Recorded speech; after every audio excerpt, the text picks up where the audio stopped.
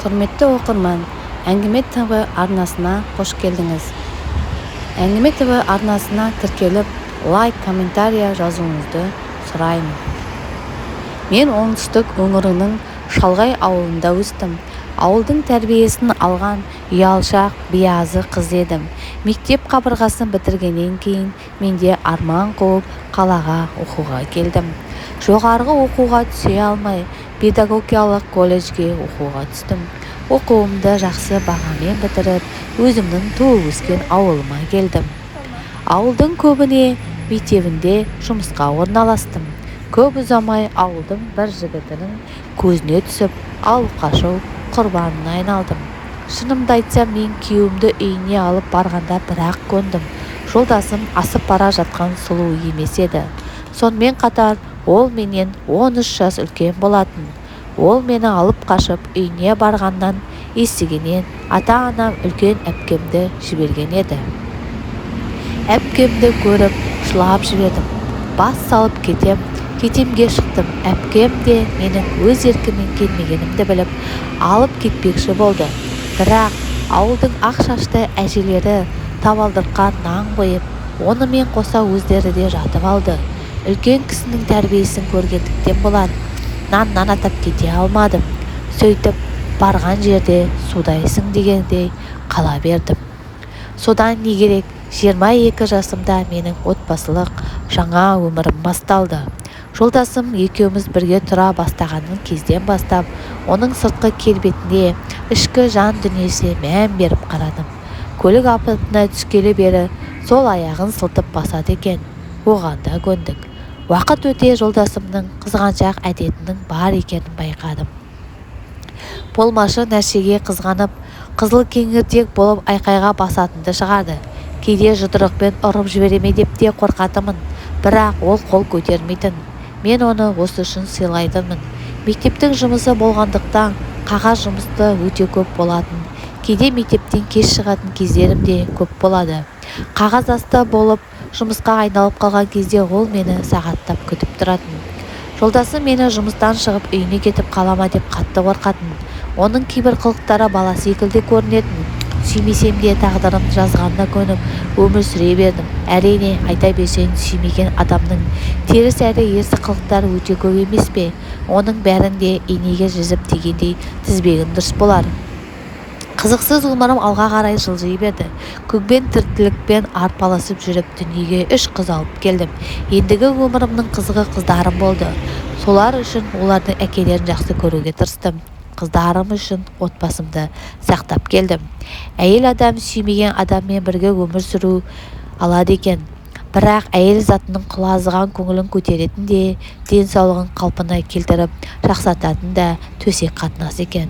Отбасын құрғалы бері мен тез қартайып кеттім. Бір көрген адамдар өзімнің жасымды өмірі бермейтін еді. Үнемі менің жасыма тағы да 5-6 жас қосып беретін. Мен оны естіп, іштей күйзелетінмін.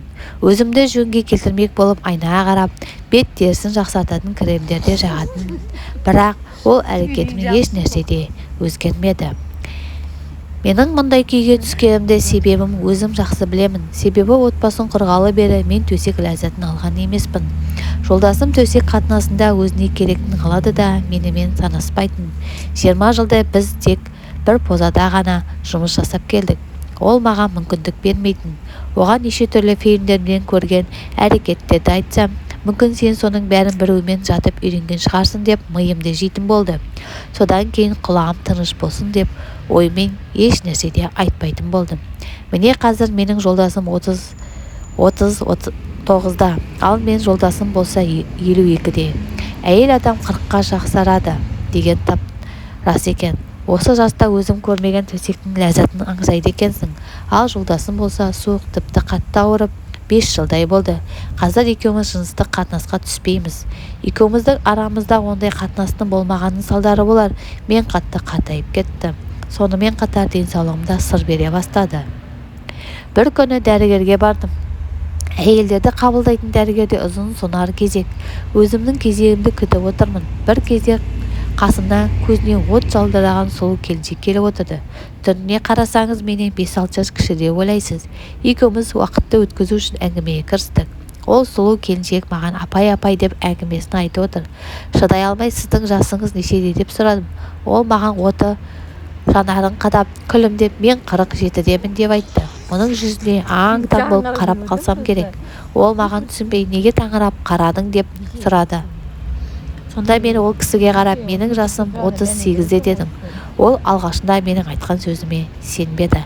Бірақ мен басымнан өткен ғұмырымды қысқаша айтып беріп едім.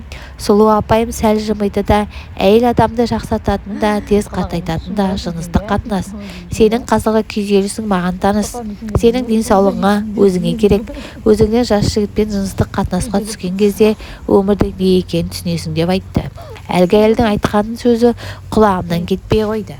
Егер өзіңмен көңіл қоссам, жолдасымның көзіне шөп салғаным болады ғой, деп те ойладым. Өзімді қинап біраз уақытқа жүрдім.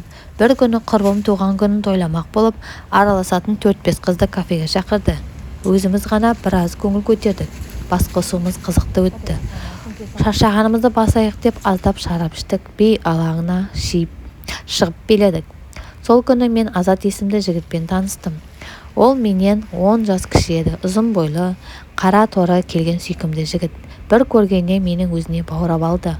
Оның әрбір ісі маған қатты ұнады. Сөйтіп Азат екеуміз сол күні бірге түнді өткіздік. Сол күні менің бақыттан басымның айналған сәтін сөзбен айтып жеткізе алар емеспін. Азатпен кездескенде ғана өзімді нағыз әйел ретінде сезіне аламын. Екеуміз аптасына 2 рет кездесіп тұрамыз.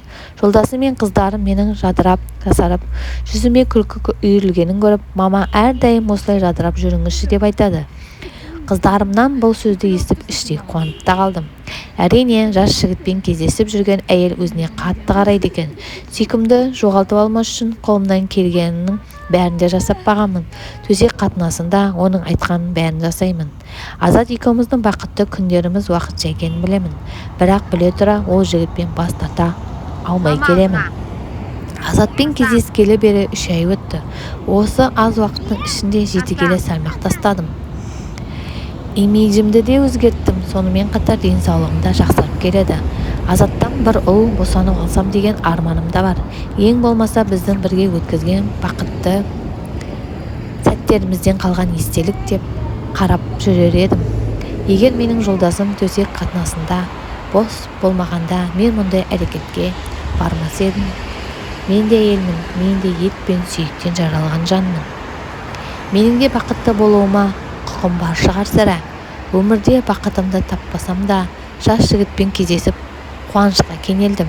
Мен осы кезге дейін тек қыздарым үшін ғана өмір сүріп келдім.